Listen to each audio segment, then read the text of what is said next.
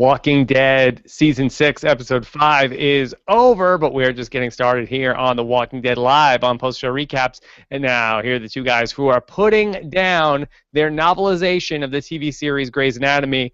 I'm Rob Cesternino. Here is Josh Wigler. Josh, how are you?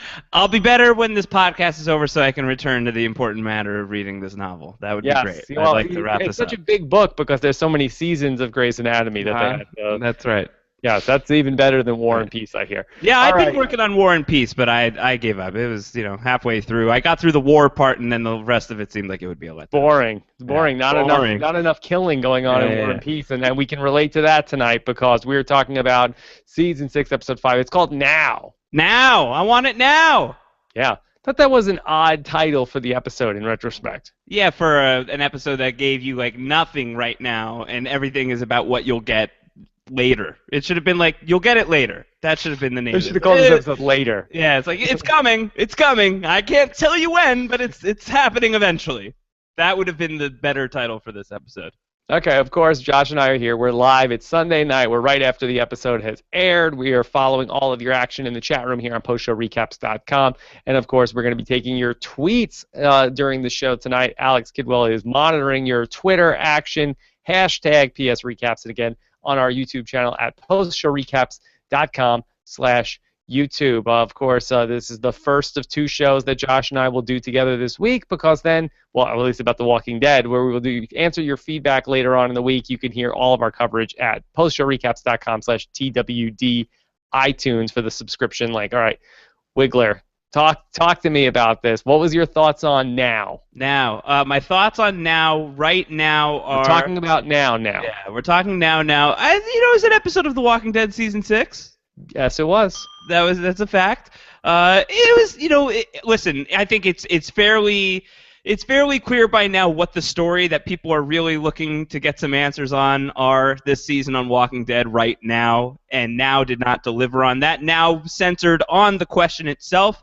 Characters within the universe of Walking Dead are also starting to ask, what happened to Glenn? Did he die? Did he live? Are we ever going to find out? So on a meta level, I do appreciate that it's kind of a reflection of sort of the culture surrounding the show right now, and surrounding the episode now.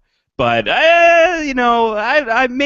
call me impatient. That's fine. I'm feeling a little impatient tonight. Impatient right now. That's fine. So just big picture, where are you? Are you any more convinced Glenn is dead? Less convinced that Glenn is dead? What's your level at right now? Glenn is 100% alive. Yes. Glenn is alive. Glenn is obviously alive. Have you wavered at all? No, not really. I haven't really wavered at all. And I think that, if I had been wavering, if I had come into this episode with any doubt, which I didn't really, I think that it would have gone out the window the moment that the episode is beginning with a focus on Deanna. This is a really great Deanna episode. I know a lot of people are saying that Deanna sucks. I thought that it was a cool examination of Deanna's just sort of PTSD after watching her son die or finding out that her son died, watching her husband die, seeing her place, this place that she built fall all around her. Her other son is a total douche. Everything is going wrong for Deanna, and so it's cool that you're in her head and seeing things from her perspective. But the moment that that's the way that you find out how Maggie finds out about Glenn, that Deanna is she's standing on an outpost, and she sees Michonne delivering the news to Maggie that Glenn should have sent up a signal. He didn't. I'm so sorry. That probably means he's dead, but maybe not. The fact that that is the way that you see Maggie receive that news, to me, said that we aren't. You would if Glenn was dead, we would have gotten that scene from Maggie's point of view. I think that you would have really been in Maggie's shoes from the jump this episode if Glenn was going to die. That's my take, and I think that the moment that I saw that it was really going to be more of a Deanna focus than a Maggie focus, that really showed me a sign that we're not quite in Glenn's dead territory yet, if ever. So, I don't know. What was your take? Were you wavering coming into this episode? No, I wasn't wavering at all coming into the episode. I would say that in terms of, evidence that might have swayed me, I did feel like, Maggie's acceptance that Glenn is dead going into the last act break, I said, okay, well, maybe that's this. But then when she's going to the wall and scribbling his name out on the wall, and thank God they put Glenn at the bottom of that list. Thank God she didn't have to climb a ladder or anything like that. But I think the most damning piece of evidence for me tonight was, I think, in the teaser for the Talking Dead, when Zachary Levi said, Glenn is dead, everybody, and Chris Hardwick was like, no, we don't know that. We don't know. Yeah. It's like, well, wait, that if I'm just somebody who's watching the show, like, I don't, it's really all the meta stuff that makes you think, like, if you were just a Walking Dead fan, like, why would you even think that there was no reason? Like, if you just didn't read anything about Walking Dead or listen to podcasts or anything like that, like, would you have any reason to believe that Glenn is alive? No, you would be like, well, I guess it was kind of odd that all of Glenn's guts are like packed into his sternum. But other than that, like, I thought I saw that guy's guts get ripped out. In fact, I had this conversation with a friend of mine who is a casual watcher of Walking Dead, has never listened to a single podcast I've ever done. And when I said, well, so do you think Glenn's alive or dead? He looked at me like I had 500 heads. He's like, well, he's dead. Obviously. Yeah, there's no reason for anybody to believe that. That's why this is going to be such a. It'll be interesting to see what the people are like relieved, like, oh my God, thank God Glenn is alive, because I thought he was dead this whole time. Or people would be like, wait a second. Now, the one thing that I would say is I did have thoughts coming into this episode that maybe at the end of the night, maybe as you and I were starting this podcast, we'd be able to be like, Glenn's alive, or even maybe Glenn's dead definitively, but no, it's still just up in the air. The question lingers. That's great. Is it great? That's it's something. It's something. It's lingering, and like these bodies that are piled up inside the walls at Alexandria. It's like a lingering thing, and we don't know what to do with it at this point. Because I really thought at the end of the episode, I thought, especially when we had all those characters up on top of the wall, including Maggie, I really thought you were going to see like the signal flare go off in the distance, and that it was going to be a signal that, wait, hold on, Glenn is still out there, and that maybe next week we were going to start to see something. But based on that, the previews for next week's episode are looking like that they're going to be Daryl and Abraham and Sasha, who's out there with them. It's going to be an all-them episode. That's only going to leave us down to 2 episodes. So I'm really starting to feel like we're not getting an answer on the Glenn thing until episode 8 of season 6. Wow. And then he'll be revealed as the secret leader of the Wolves, and it'll be great. Great plot twist. Before we got on the air, I was just, setting up pages that I'm going to be looking at. I've got the Walking Dead wiki open, and as I was doing a type-in when I was searching for Walking Dead, the first article that popped up, I haven't had a chance to read it yet, but the headline just grabbed my eye. It's an article on Forbes by Paul Tassi, and the headline is, Will The Walking Dead Make Glenn the New Sophia? Which to me feels like a really, even the fact that the question has to be asked is probably pretty damning. There's a lot of criticism about Season 2 of The Walking Dead. Popular criticism is we spent way too much time on Herschel's farm. The other big one is we spent half a season looking for someone who we didn't know if she was alive or dead, and she was in the barn the whole time. She was right next door. Not that Glenn is right next door. He's a couple towns over. He might be underneath the dumpster, perhaps. But do you feel like this is the new Sophia? Do you feel like this is the new mystery that is being stretched out far too long? And even asking the question, I know your answer. Yeah, it definitely is. I didn't know where you were going with the new Sophia. I thought you were going to say, like, we're going to see Glenn, like, in a horde of walkers, and that's how we're going to find out that he ultimately died. But the Sophia reveal, I thought, was a satisfying one for the show, because it was like, wow, I can't believe that they had, the cojones to do that, and then it was like a very dramatic reveal, sort of in that moment. I think that this is going to be sort of like the almost opposite of that, where they're going to drag it out to then say, no, we fooled you. He was not dead. Right. But you don't think that there's any, you seem to be up on the Sophia reveal. You don't think that there's any way that the Glenn reveal could be cool. At this point, do you think that it's been spread out too long that any reveal is going to be somewhat anticlimactic, even if it's an awesome moment? If he's alive and we and then we see it from his POV of him, like, sliding into the dumpster, under the dumpster, shooting the flare, and they go follow the flare, or however he gets out of it. Like, do you sense that that's going to be really cool? Well, no, I think that it could be a very cool scene, but I think it would still feel somewhat anticlimactic. But again, for people who aren't paying attention, who aren't listening to post-show recaps, who aren't watching Talking Dead, maybe they're going to be like, what? Maybe that will be really cool for just a casual viewing audience. When Glenn and Maggie get back together, and of course maybe we buried the lead tonight that Maggie is pregnant, but we had sort of hypothesized about that earlier in the season, and when they get back together, we can be like, hashtag OTP, right. Maggie and Glenn forever. Yeah. I think that think that you just hit on something, though. I think that the fact that as long as the Glenn question is still up in the air, as long as we don't know if he's alive or dead, but he's alive, as long as we don't know one way or the other, then I think that things like Maggie being pregnant, which is a very big deal for this character that we really like on this show, which should be the lead story coming out of tonight, or maybe it's Rick and Jesse is the lead story. There are lead stories to lead out with, but the fact that the Glenn thing is still up there, it's going to be on our minds until it's not. So I think that we've beaten that enough, and we could get into the actual lead stories of now. Okay, so this was an episode that I also found to be somewhat frustrating because I felt like we were back at Alexandria, but I really felt like we didn't focus on many of the characters who I think I'm most invested in their stories. I mean, there was no reason. I have no idea why we didn't see Carol at all tonight. Yeah. She was there. She had an episode off. Morgan, we spent 90 minutes on Morgan. We saw him he was like a background sort of red shirt tonight in terms of what was going on at Alexandria, and we followed a lot of what was going on with Jesse and Deanna and stuff like that. And I don't mind a little bit of that, but I felt like it was way too much of the characters that we're not super invested in, and sort of like the what's going on with the Alexandrians. And boy, these people here in Alexandria are, really, it's like the sky is falling. It's the end of the world. And I am honestly unclear about what's the most troubling for them, that the wolves came and killed a bunch of people, or that the walkers are outside the gate. Or that they're running out of food. Are they running out of food? How are they running out of food? They're all so hungry.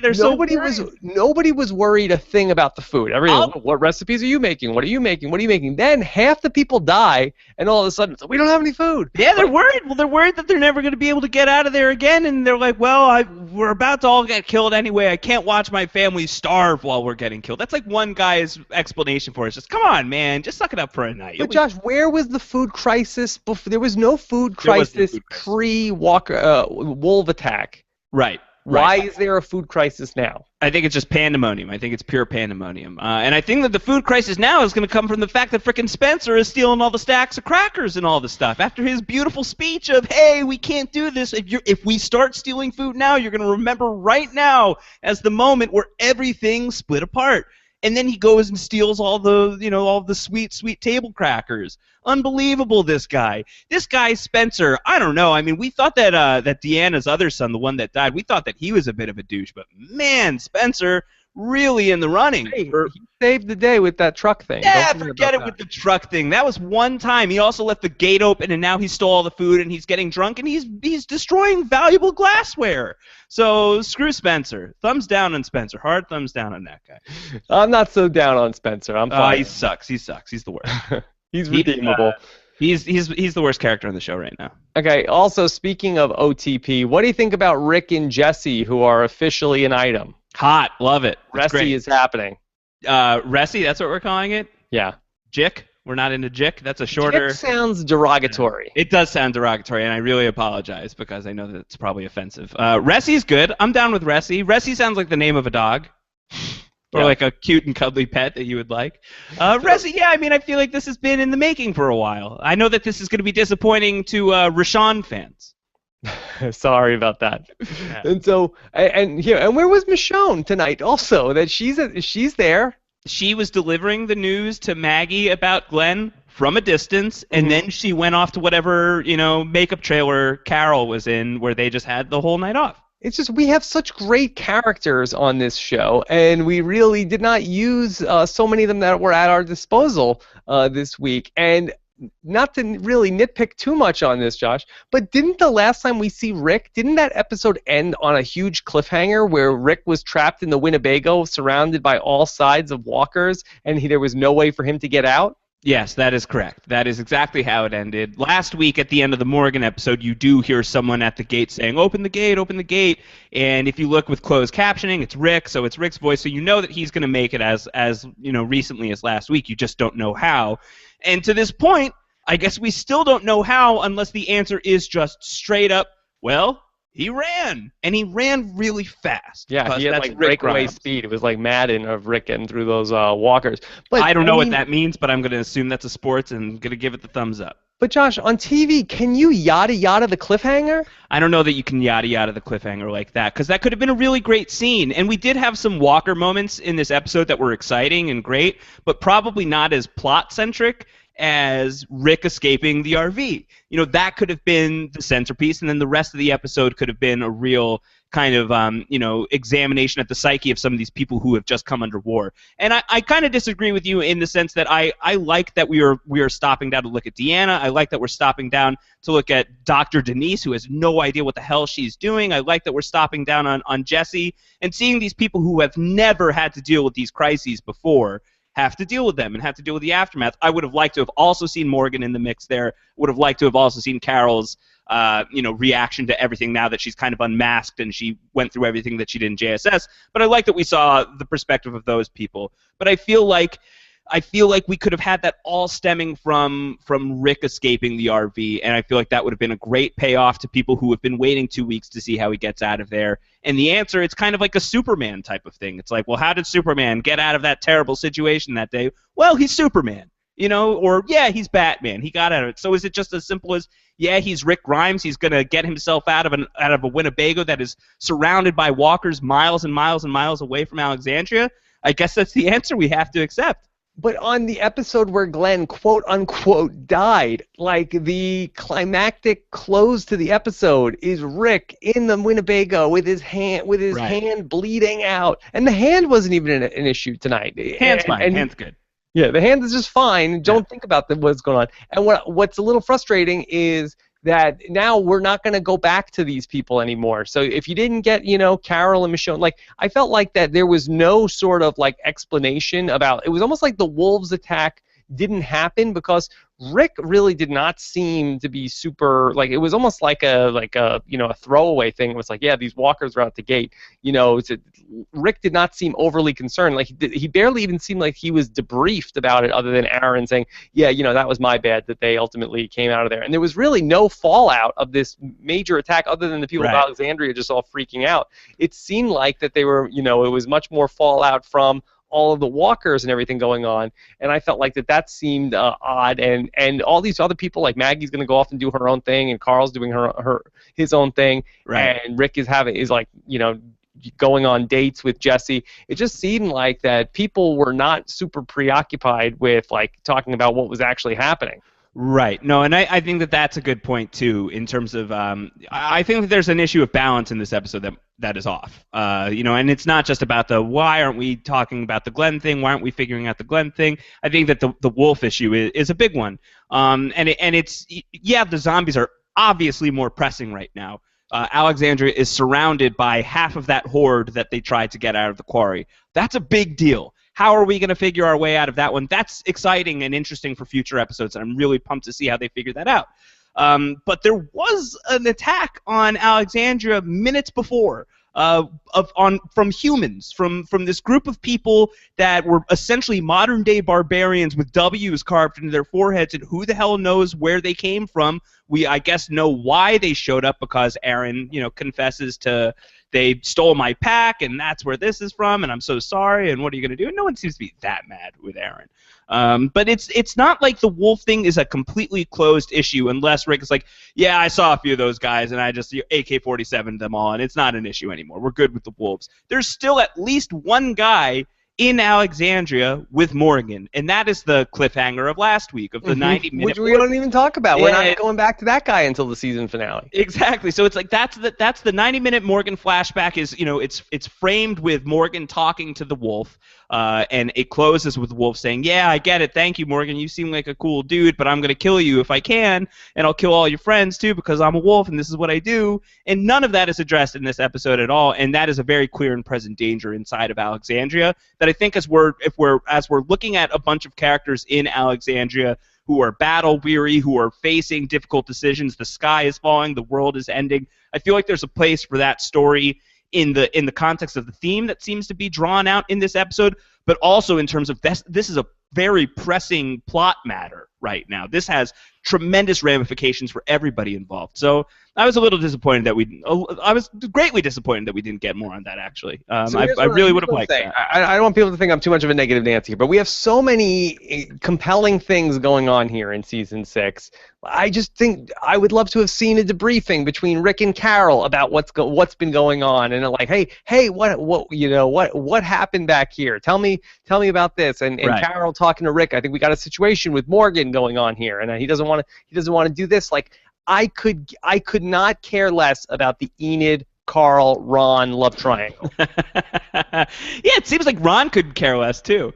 Ron's like, I told her not to go. And Carl's like, hey, if you come with me or if you show me what to do, I'll go get her. And he's like, yeah, forget it. It's fine. Okay. Well, let's talk about Deanna. Where do you think this is going, the whole Deanna thing, where, she did seem, I thought it was an interesting sort of about face where this episode sort of ends with her in the middle of the town covered in blood and Rick Right. sort of all cleaned up. And I did feel like the overlying theme is that the error of Alexandria and Deanna's ways was that they spent too much time like pretending like that the world was as they wanted it to be, instead of looking at things sort of more plain in the face and sort of like coming to a realization of how things actually were. And Right. that was sort of like their major mistake that they made. Deanna has come around to it. She realizes that Rick is the person that should be leading them. Can Deanna now thrive in this new dictatorship of Alexandria? Oh, man. Well, she's going to need some training if that's the case, because got to tell you, Deanna, you're not going to take out one of these walkers by stabbing them in the chest. So let's figure out that first and Seems foremost. absurd that she wouldn't know that. At this point, you should know it's the headshot. That's what you want to. I get also that she's grieving and she's overwhelmed and it was probably cathartic to just like stab the thing in the chest over and over again. Just stab him in the head first. And that way, like, if you want to just stay there and just keep stabbing the body for a while, there's no longer a risk of getting bitten. Just seems like a cleaner way of doing business. But I think that Deanna is obviously a bit unhinged. She still feels hopeful that the Alexandria that she had envisioned wasn't just pie in the sky. She asks that to Rick, and Rick says, no, it's cool. We could still do it. But I think that Deanna has come around to what many watchers of The Walking Dead have figured out a long time ago. It's just like, give it to Rick. Hand the thing to Rick. Let Rick deal with that. Let Rick be the guy. Rick will take care of it. Rick's going to do it. He's Superman. So I think where this is leading to, it does seem like Deanna is like, hey, Rick, you're in charge. It seems like, she's deputized him before. Is she, now giving him her job? I think that if that wasn't an explicit handover of the title, it's certainly at least a private moment where we are now seeing that she truly feels, I'm not the person who's equipped to save Alexandria, but I think you are. And I think that we'll see that bear fruit in the weeks ahead. Okay. One of the other big stories of the night was sort of the coming of age of Denise, the doctor, who went from just sort of doubting herself to ultimately, after a pep talk from Tara, going on to save her patient. I don't know a lot about the medical profession, but boy, it did seem like just like a twist of the syringe really did turn that guy around pretty quick. Yeah, I was thinking about that. Of like how she just like she just pops the syringe and she like pulls out the infected fluid, and he seems to be all better. I mean, not for anything. I'm no doctor. Sure. Yeah. Hey. But it seems like if you just put me in the room with the guy, like, boy, that guy's got a really bad infection in the leg. Oh, what do I do? Oh, I wonder if I would just like put one of those needles in there and sort of like sucked all the pus out. I wonder if that would be. Beats me. Let's give it a shot. I mean, I think I would get. I've spent 0 days in medical school. Hot damn. I feel like you would get there within. I'll give you like 2 hours. Can I give you 2 hours? Within 2 hours, I think Rob Cesternino is figuring out how to doctor the crap out of this guy. Denise was not like a super hardcore medical doctor, but she has training as a psychologist and as a therapist, and then she started getting into some of this stuff. So she should figure that out probably within a couple minutes at absolute maximum. Yeah, so that seemed pretty quick. But then she goes ahead and speaking of another OTP, are we shipping Denise and Tara? Yeah, Therese is what I've been seeing, which I like because it's so close to Tyrese, and I miss that guy. Yeah. So Therese is happening. Yeah, Tara is getting some love on the show. It's a love doctor has shown up here. The love doctor showing up. No, I like that. I did. Yeah, me too. That was actually one of the best scenes of the night when Denise 100%. Came over and kissed Tara. Yeah, it was great. I really liked that. I've always liked Tara. Tara's a fun character. Tara doesn't move the needle too much in terms of the storyline ever, and she was knocked unconscious for the last quarter of season 5. So it's we're starting to get to know her again. But I've always loved Tara and the fist bumps and everything, and her friendship with Eugene and Glenn and Noah was fun. So I like that she's getting a little bit more of a thing here, and I like Denise as a character so far. Denise has been good. So yeah, I do have complaints about this episode, obviously, but that was not one of them. I really liked that. I thought that was very fun. Okay, well, let's circle back to what's going on with Ron, and let's start with his situation with Carl, where Carl is talking about Enid, and she's out there beyond the wall, and and Carl wants to enlist Ron to come help him, and Ron's like, she was my girlfriend, and Carl's like, let's go look for her, and Ron's like, no, screw her. So in terms of Enid being out there, what's the threat level index on Enid? Are you feeling like she is in danger? Is she part of the threat? Right. Yeah, I mean, we recorded our feedback show, the episode of JSS, and we had concluded that there is this line that Enid says about how that's how we, and then Carl cuts her off. And we took that to mean from that feedback show of, oh man, that's pretty damning evidence that Enid is in with the Wolves. Subsequently, a lot of people have chimed in to say, well, what if she's just saying, well, Carl, that's how you and I snuck out of Alexandria all the time. I think that that's a valid reading as well, and perhaps an overreaction on our part. So I think that the question of Enid and the Wolves, it's still open.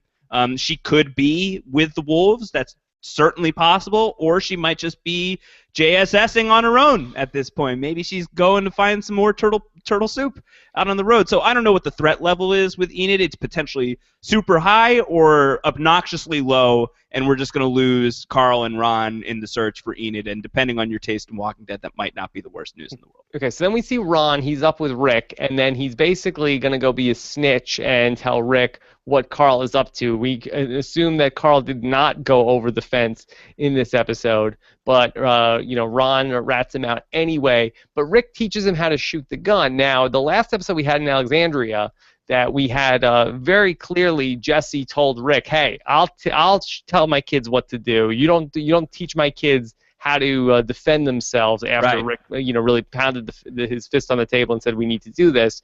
How do you think that's going to play out? I feel like, I don't know. I think, well, first off, I question the decision to do target practice in the middle of this crisis where half a horde of walkers are surrounding your town. Maybe don't fire the gunshot unnecessarily. Though it looked like he unloaded all the bullets, so hopefully. But Josh, you bring up a great point, because the whole episode, Rick's like, all right, we gotta be quiet around here. We gotta, at nighttime, shut your shutters. Yeah. We can't be making, and like the meeting in which they are discussing what to do, like Rick and then Aaron, they're both yelling at the top of their lungs. They're both like, all right, everybody, bring it in. Let me talk about what we need to do. It was nobody. Yeah, were very. Everybody be quiet. Speak in your indoor voices. Michonne, what's going on? Well, we have Glenn outside. Stop yelling! It's really unless you're Rick, everyone just shut up. It's great. I loved it. Very fun. Yeah, so that's all over the place. Yeah, and then in terms of hey, don't let them see us up here, and then they're waving the gun around at them and stuff like that.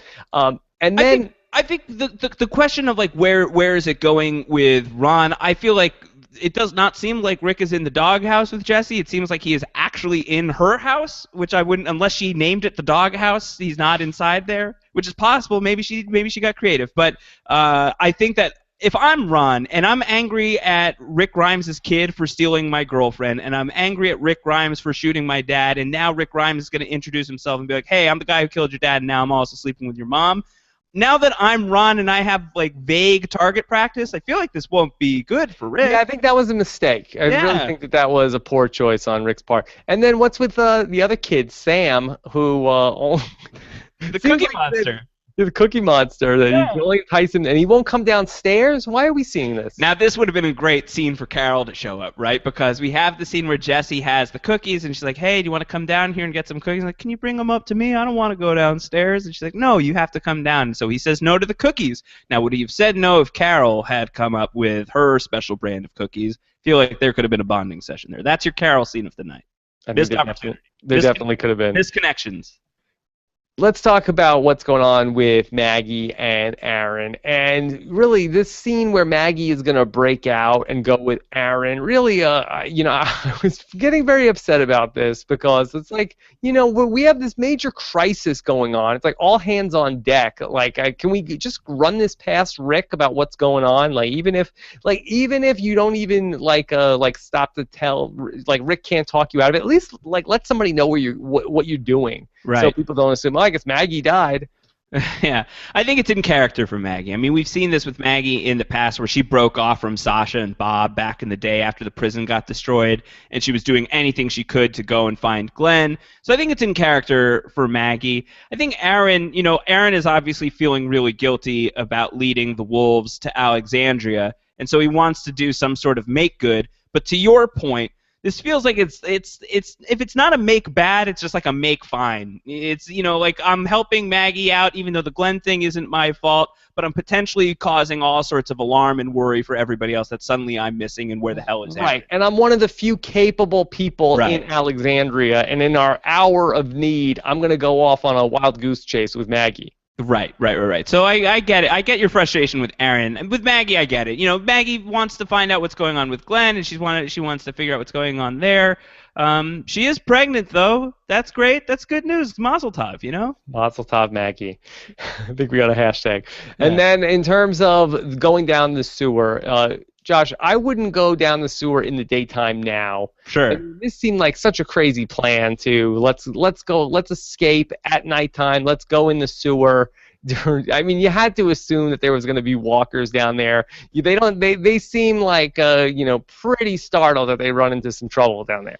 Right, yeah, you got to imagine just on creep factor alone, there's got to be something down there. It's kind of crazy that those walkers were still kicking. I mean, what had they been feeding on? What was going on with them? They'd been decomposing forever. How are they still active at this point in the apocalypse? That feels crazy to me. Yeah, I don't know what ultimately happened. They were gross. The effects were great on that scene. Yeah, you couldn't even run your hand through one without it just going all the way. It was really nasty. I liked that. Yeah, and was that sort of like a Shawshank Redemption type sewer? Because I feel like they did not really play it for that. If that was the case. You mean for the poo-poo smell?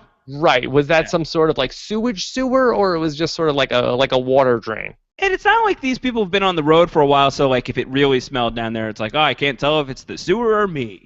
They're in Alexandria. You shower in Alexandria. So if it's smelly down there, that's probably not good. Yeah. So I don't know. I don't really know about that. And again, this was another instance of talk about trying to keep your voices down. There was no volume control in terms of what was going on with Maggie and Aaron down there. Yes, agreed. All right. So in terms of next week, where we have Daryl and Abraham and Sasha, what could we look forward to seeing? What are you most excited to see about catching up with those three? It's certainly possible that some sort of Glenn reveal could happen with these three. It's possible. I don't know. Come on. I don't know quite what how to fit those pieces together, but I don't think it's out of the realm of possibility. So if that's still on the table, I'm excited for that. Other than that, I mean, the situation that those three are in is not fantastic either. It seems like they've got it under control right now. Daryl has his motorcycle, and Abraham and Sasha, they're in their car, and they're just Pied Pipering all of these walkers away, and it seems like it should end fairly neatly, but obviously it won't be so neat because they are devoting an entire episode to these characters. Something monstrous ought to happen unless it's just going to be a maddening episode of Walking Dead. So I'm excited to see whatever hijinks ensue there. In terms of pushing the themes of the season forward, that seems to be, can the way of the Rick and the way of the Morgan, can they somehow align? And I think that Deanna was kind of an example of that tonight, of somebody who had those sort of pie-in-the-sky Morgan ideas once upon a time, and now they're coming closer to the center with Rick. I don't know how those themes are pushed forward just off the top of my head with Daryl, Abraham, and Sasha, but maybe there will be something there. I don't know. Hopefully, at least it's a fun action episode. I don't know. Okay. I don't know what to expect from it next. Yeah, tonight was really 4 Walker kills in this episode. Right. Correct. I mean, I have not charted this sort of thing, but like I do watch the Walking Dead story sync as I watch the show, and they always like say like, who's gonna kill the most walkers tonight? Like, take your pick. Uh-huh. And at the end of the episode, it was like it was Aaron with 2. Good. Like, wow, okay, wow, Good for you, Aaron. what a jam-packed hour That was this great. was. That was great. Do 4 you think total. do you think that we would be as hard on this episode if not for the Glenn of it all right now? I think it would be tough. You know, it wasn't like an episode where we walked away from it. I mean, this reminds me of a lot of the stuff that we saw in the first half of season 4, where it was just like, hey, we're living in the jail, and there's a lot of stuff going on, but there's no like one storyline that's happening that's particularly great. Like, I don't mind an episode that's not necessarily action-packed. Last week's episode with Morgan wasn't necessarily action-packed, but we told one story. So Right. if you're going to sort of slow down the action on a given episode of The Walking Dead, like, make it count, make it be for a story. And this one just seemed like this was sort of like the, like, okay, catch-all for a bunch of the characters that we don't care about.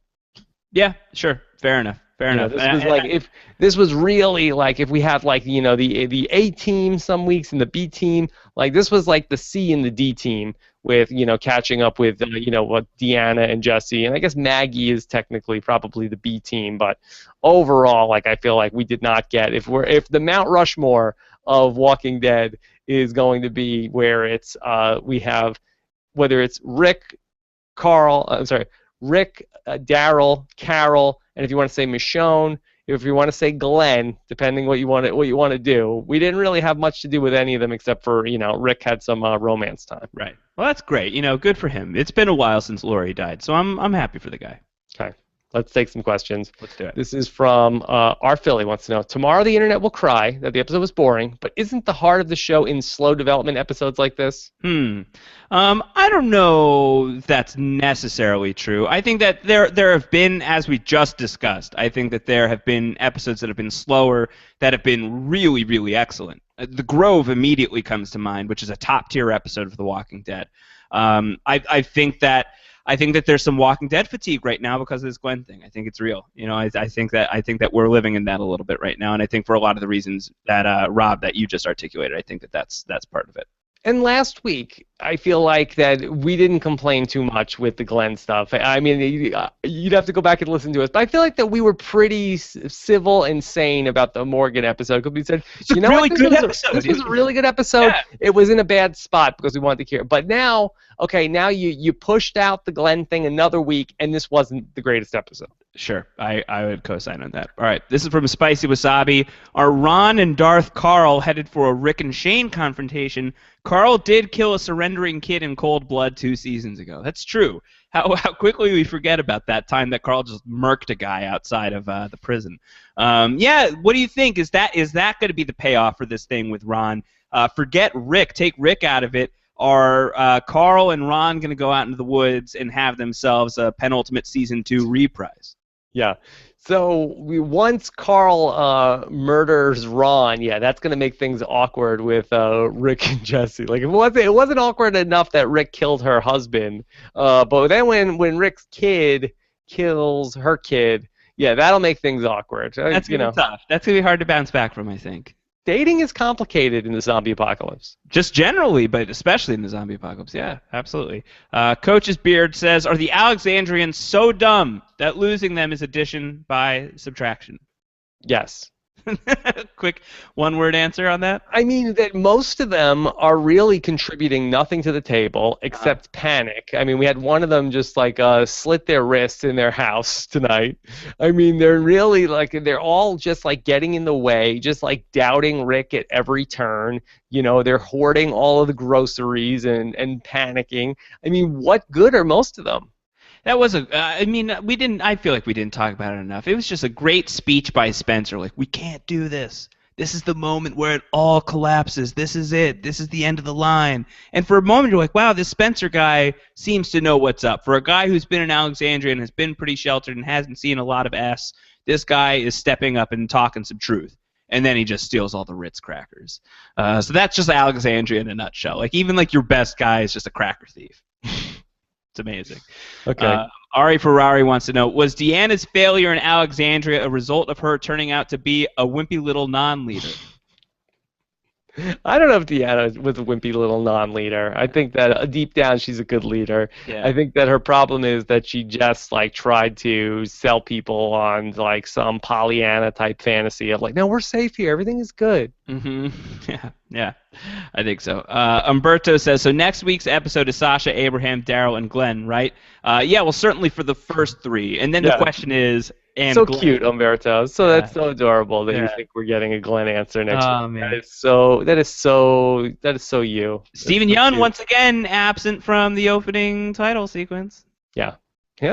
Keeping him out. Where is he right now? Is he just like in the witness protection program in like New Mexico? Yeah, I haven't checked his tweets lately, but I know as of late last week he hadn't really tweeted anything at all since the day it all went down. So that's very sad. I think. So he has to be dead on Twitter also. Yeah, I think so. Yeah, he hasn't tweeted since October 25th, which was the day that it happened. Come on. Yeah, so he's in a bunker somewhere. In a bunker. Let him tweet. He's not really dead. They don't have cell service under the dumpster, so I don't know what to tell you. All right. Again from our Philly, I think your frustration at the lack of Carol and Michonne is a mask covering for the real pain you felt missing Father Gabriel. Did we see Father Gabriel tonight? No, we didn't. So, but this is actually there's kind of a serious question in here, I think. You've talked about how we spend a lot of time on Alexandrians. That's like whatever with these people. We have no investment in them whatsoever. Would you have preferred to see Father Gabriel over those people, a character that we've known at least since the beginning of season 5? I mean, are you not at least a little curious what Father Gabriel is working on these days? I guess a tiny bit. You have to think that whole thing with the wolves had to have spooked him a little bit. Like, you got to think. Right. He's a nervous guy to begin with. I mean, for all we know, he died in the attack from the wolf. No. Morgan saved him. We did see before the wolf attack that Father Gabriel wanted Carl to teach him how to use gun training. So maybe that's next week or 2 weeks from now is the Carl and Father Gabriel road show. That could be good. That should be a solo episode for episode 7. That could be a 90-minute movie. That could be really good. Cavendish says, do you guys think that that they're going to save Glenn only to kill off Maggie and the unborn baby? Well, that'd be a real twist of fate if they did that. A real jerk move. A real Cavendish type of move, I think. I mean, I don't think so. I do not believe that that's going to be the case. Maybe down the road, but I don't believe that is going to be the case. I mean, we saw that Judith lived, against all odds a couple of times. I think that the show is not in the business of killing off a baby. I think that is one thing that they have not yet done, to my knowledge. Right? Right. Yeah, I think so. So what do you think that the end result of this is? Why do you think that this is happening on the show? Why do you think that this is a good idea for Maggie's storyline? Let's assume for a minute, if you want to play pretend, that Glenn is not coming back. What's the benefit of Maggie having this storyline of being left behind by her departed husband and just having to deal with this new crisis on her? She doesn't even have a picture of him. And the baby is a boy. She'll name him Glenn, and then that's the story. I mean, that's what you do if Glenn is dead. But then there will be a flash forward in a few seasons from now, and Glenn will be played by Matthew Weiner's child. No, Glenn will be played by Stephen Yeun, and that's how they're going to bring him back onto the show. So we're going to flash forward into we'll do 30-year flash forwards where Glenn Jr. is played. But that's good. So who's playing Judith? Who's going to play baby Judith? We'll bring back Lori. Sarah Wayne Callies comes back. Oh, that's good. Yes, and I liked your good callback to the use of Mad Men Glenn. Just a tiny bit. Andrew Brockman says, so obviously the show wants us to ask if Glenn is dead or not, so was it unfair for us to hate the vagueness of his death? His death was not vague. Right. There was nothing vague about his death. Well, there is, but you really got to look for it, and I think that most of the vagueness has come from a lot of the press afterwards, and a lot of the commentary, and a lot of the theorizing that has not been answered by anyone involved with the show with a hard "he's dead." Josh, so if 18 million people watch this show, What's the percent of people who think that Glenn is dead? I'd say somewhere between 10 to 15 million people think he's dead and have no clue that he even could possibly be alive. Right. I think for me, Andrew, like the thing that I'm more rubbed wrong by is like the vagueness on the part of the producers. Like the commentary that's coming outside of this thing is really what it grinds my gears. What can I say? It's like he was like clearly killed on the show, and then just after the fact, there's like, but was he? Yeah. But did it just happen? Yeah. We'll see. But he's fine. But he's fine.